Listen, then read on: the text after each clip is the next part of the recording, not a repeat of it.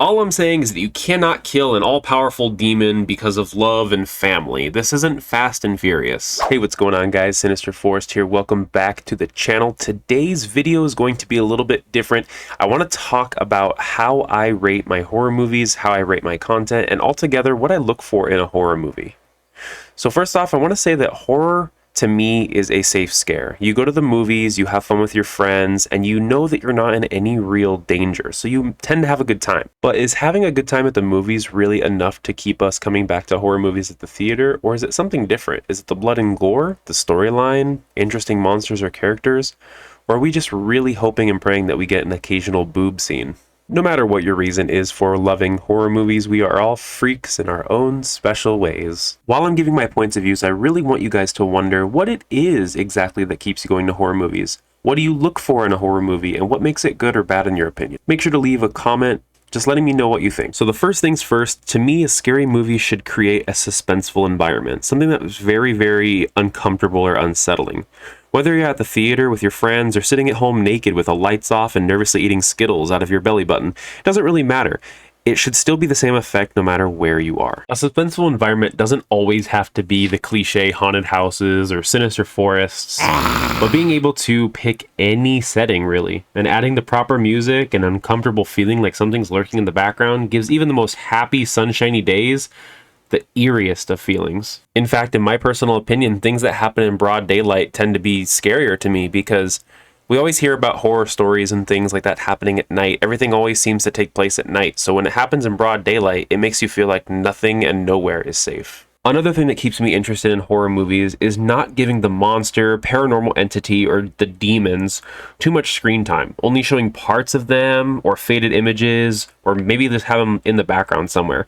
It really makes your mind go crazy, and too much screen time seems to make the characters cool or not scary or honestly just plain boring sometimes. When it comes to certain circumstances or certain movies, giving the monster a lot of screen time isn't necessarily a bad thing, but it just depends on what it looks like, what it wants, how it acts, and things of that nature. In one of my next videos, I'm actually going to be giving a prime example of a monster that had a lot of screen time that really still made you feel uncomfortable. Targeting the innocent in horror movies is probably one of the most macabre and chilling parts of a horror movie. Now, most of the time, the kids survive some way, somehow, while they kill off the poor family dog or cat or something, and as the viewers, it makes us really upset because we have animals at home, I'm sure, that we love and would die for, honestly. So when they get targeted, it makes us kind of feel angry in a way, and it kind of still sucks us into the storyline whether we like to see it or not. The movies where even kid characters are getting killed off leaves more of a shock value with the crowd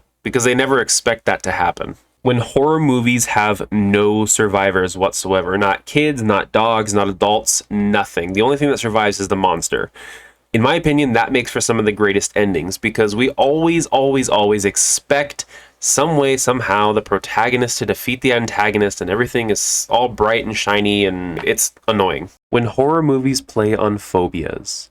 Now, I don't care who you are, everybody is afraid of something. And in my opinion, a horror movie can take people that don't have those phobias and give them those phobias. When horror movies play on these things and they play on them well, it makes a person overthink and it starts to trigger something that they didn't even know they had in their mind. Good acting is something that I feel like everybody kind of looks forward to in a horror movie. Whenever we see big Hollywood names, we kind of get excited depending on who it is. Now, it's not enough really for the acting to be good in my opinion, but also the screaming and the crying as well. Now, one of the prime examples in my opinion of bad crying acting is when the character Peter in Hereditary, played by Alex Wolff, when he started crying or doing that low sob, it was comical in a way. It made everybody laugh because it just sounded so stupid. Now, if you're going to have a fairy tale ending in a horror movie, at least make it good and believable. The Conjuring series, for example, I couldn't stand the endings. And I've said this in previous videos, but it's just because you have these all-powerful demons and Ed and Lorraine Warren come in, they do their investigation, they find some really terrifying things, and at the very, very end, they just kind of cast away the demon by saying its name or placing a hand on Carolyn Perrin's head. It just doesn't seem to add up. It doesn't seem to be realistic. at all. All I'm saying is that you cannot kill an all-powerful demon because of love and family. This isn't Fast and Furious. So the big question is, how do I rate the movies and how do I rate other content? I tend to rate things out of 10 most of the time. And when I rate them out of 10, this is exactly what I mean. So for storyline, I give it a maximum of 3 stars. If it has a bad story, 0 to 1 star. Good story, 1 to 2. Amazing story, 2 to 3. Second thing is shock value. So shock value also has a maximum of 3 stars. If it has a low shock value or it's just really predictable, 0 to 1 star. Somewhat predictable, 1 to 2 star. And intense shock value, things that you don't even expect in a million years. That's 2 to 3 stars. So each of these have 1 star. That would be for the music, the acting, including screaming, crying, monster screen time, and how good or bad the ending is. My prime example that I want to give to you guys of a movie that got 10 out of 10 in my opinion was The Strangers. It had an unsettling environment. There were no survivors except for the monsters or the antagonists. It was a slow burning suspense, which was really, really freaky. The creepy sounding music, so like the record skipping and the old classical style music just didn't sit well with me. It had effective monster screen time.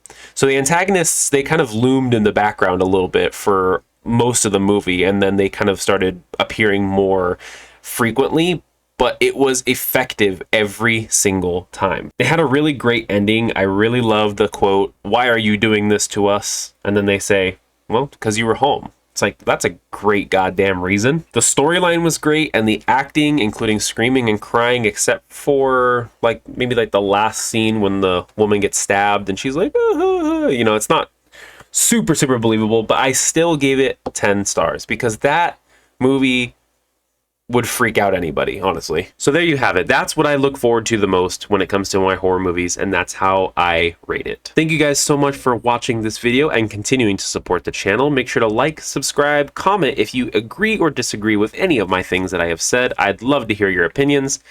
And make sure to join me for Scary Stories videos and the review of Nope. Thank you guys so much, and I'll see you for the next one.